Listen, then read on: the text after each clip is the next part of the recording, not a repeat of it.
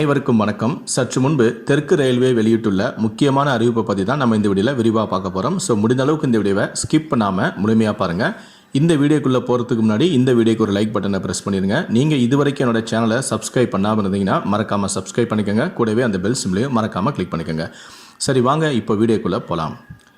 சென்னை தாம்பரத்திலிருந்து திருவனந்தபுரம் கொச்சிவேலி இடையே வாரம் 2 தடவை கோடைக்கால விடுமுறை சிறப்பு ரயில்களை விழுப்புரம், விருதாச்சலம், திருச்சி, விருதுநகர், செங்கோட்டை, புனனூர், கொல்லம் வழியாக 2 வழிகளிலும் இயக்க உள்ளது.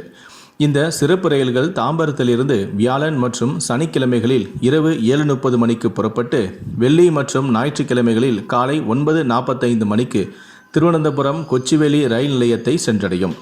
மறுமார்க்கமாக வெள்ளி மற்றும் ஞாயிற்றுக்கிழமைகளில் கொச்சிவேலி ரயில் நிலையத்திலிருந்து பகல் 12:30 மணிக்கு புறப்பட்டு சனி, திங்கள் கிழமைகளில் காலை 4:15க்கு தாம்பரம் ரயில் நிலையத்தில் இந்த ரயில் சென்றடையும். இந்த ரயில்கள் வரும் 16ஆம் தேதி முதல் ஜூன் 29ஆம் தேதி வரை தாம்பரத்தில் இருந்தும், வரும் 17ஆம் தேதி முதல் ஜூன் 30ஆம் தேதி வரை திருவனந்தபுரம் கொச்சிவேலியில் இருந்தும் இயக்கப்பட உள்ளன. இந்த ரயில்கள் முழுமையாக முன்பதிவு செய்யப்பட்டவர்களுக்கான ஏசி ரயில் ஆகும்.